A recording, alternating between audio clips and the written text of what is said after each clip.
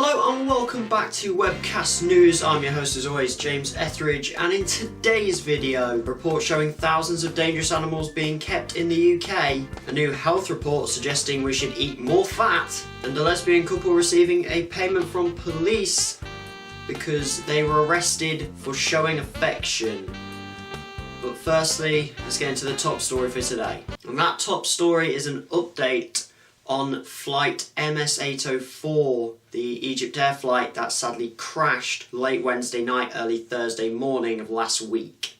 Now, this one's already had a lot of coverage, and I know I'm a little bit late on it, but it does mean that I get to do a bit more of a better summary now that we're at a stage where people are starting to gather what may have happened. The initial details: the flight was on its way from Paris to Cairo, and it had 56 passengers, 7 crew members and 3 security staff. The flight went into Greek airspace, had regular communication with the Greek airspace, but as it went to go into Egyptian airspace and the Greeks were letting it move into that airspace, the Greek airspace, I've said airspace so many times, the Greeks contacted the plane multiple times and got no response, with the plane then moments later disappearing off radar and sadly crashing. Fire alarm data has been recovered from the flight, and they found that a fire seemingly broke out at the front right of the plane, with those flames then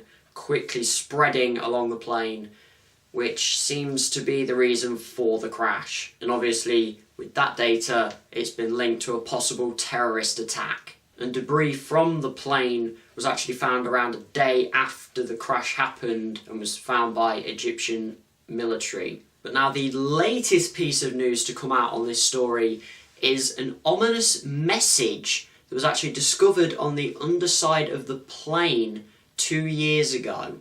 The message was written in Arabic, but translated to English, it said, "We will bring this plane down." However, as I mentioned, this was actually written 2 years ago and was thought to be done by aviation workers in Cairo who were against the new president at the time.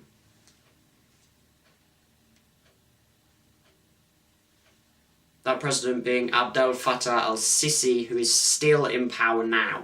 And this actually led to EgyptAir firing multiple staff members due to their political beliefs. Now, is it likely that whoever actually wrote the message on this plane actually then waited 2 years to then actually orchestrate the attack? Because this attack has been linked with a possible terrorist attack, as I mentioned before, but the main thing is that I'd go against that argument is that no terrorist organisation has actually come out and claimed the attacks. And we're now a good 5 days on from the crash.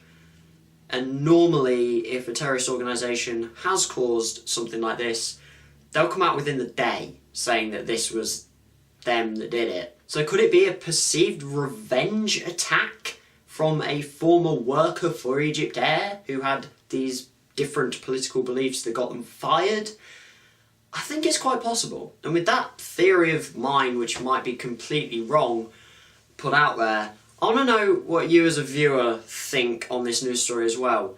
Let me know in the comment section down below what you think may have actually happened during this. Obviously, none of it is actually confirmed yet, but it'd just be interesting to see what people think in the comment section down below. And as always, when a tragic story like this comes out, thoughts go out to the friends and family of the victims of this crash. And then moving on to a slightly concerning report done by the Press Association, in which they found that thousands of dangerous wild animals are being kept pretty much as pets on private properties in the UK. And in the report it gives some figures for the amount of certain animals that are actually in the country. It's quite a decent, fairly sized list. And I'm going to go through it, so you might want to get comfortable. From the numbers they received back in the report, these are the numbers of dangerous wild animals kept in the UK. 13 tigers, 2 lions, 8 leopards, 7 cheetahs, 9 pumas, over 300 killer cobras, vipers and rattlesnakes, 10 alligators, 9 crocodiles, 17 caimans, 115 lemurs, 15 wolves, 412 bison, over 2,000 wild boar, and a score of zebras. And then there are also certain regions in the UK where you can get a licence to keep these further animals: lynxes, ocelots, ostriches, black widow spiders, no, hell no, oh god, and also short-clawed otters, along with other animals as well. And then, as always, there is a link to an article in the description down below of this video, which then goes through a region-by-region guide of how many of each different animal is actually kept in that region. And these are all legal, because these animals are being kept under DWA, Dangerous Wild Animals, licenses. And these are given out to allow people to keep undomesticated animals as pets. Obviously, animal welfare experts aren't all too happy with these figures, and they've come out and said that they are deeply concerned. So again, what is your opinion on this? Do you think it's okay to keep undomesticated animals as pets, or are you completely against it? Let me know in the comment section down below. And then more news from a different report done, this looking into health, welfare and food. The new report has found that people should stop trying to count calories and actually eat more fat. And this report has caused a bit of a stir and ended up with a lot of backlash from food experts. The report suggests that the current high-carb, low-fat diet that's being promoted in recent times is actually having disastrous health consequences on people, whilst also claiming that food science has been corrupted by commercial influences. Now, this is quite an interesting topic that has plenty of research against this new report, but it could also lead to a lot more reports backing up what this new report says, from people just simply jumping on a bandwagon. But in my opinion on this whole thing, I think it can be pretty quickly summed up, mainly by what Professor John Wass had to say on this. Now, Mr. Wass is the Royal College of Physicians' Special Advisor on Obesity, and he had this to say on the whole thing. What is needed is a balanced diet, regular physical activity, and a normal, healthy weight. To quote selective studies, risks misleading the public. And in all honesty, this is a belief that I've always held with maintaining a healthy lifestyle. Balanced diet, physical activity, normal weight, not so much. But it just seems pretty obvious to me. I don't know whether I'm being too vague here, but those first two things are the main thing for a healthy lifestyle.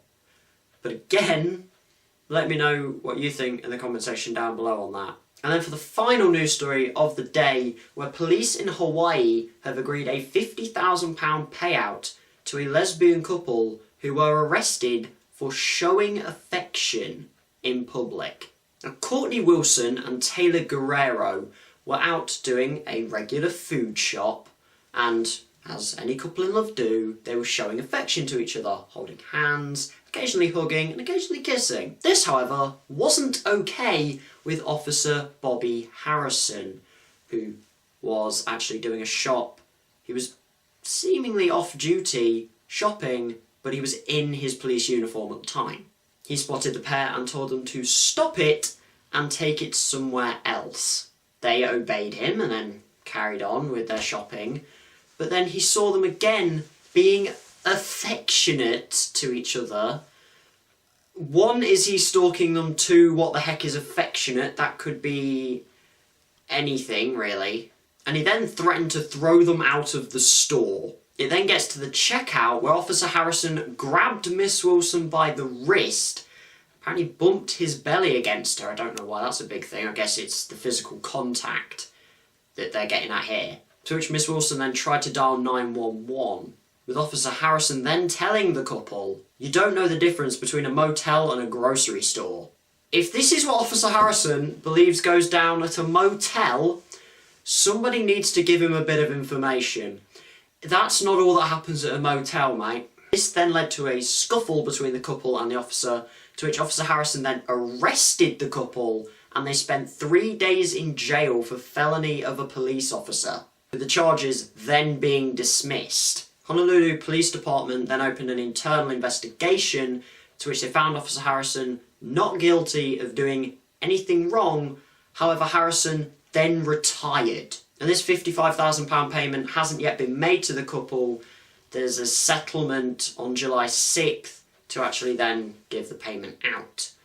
Which makes you think, if he was found not guilty of doing anything, why do they need to make this payment?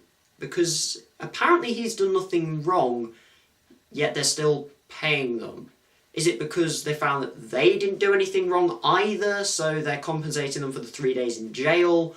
Or is it just a payment to shut them up and not get them to talk about the fact that they haven't punished this officer for what seemingly was pretty bad actions?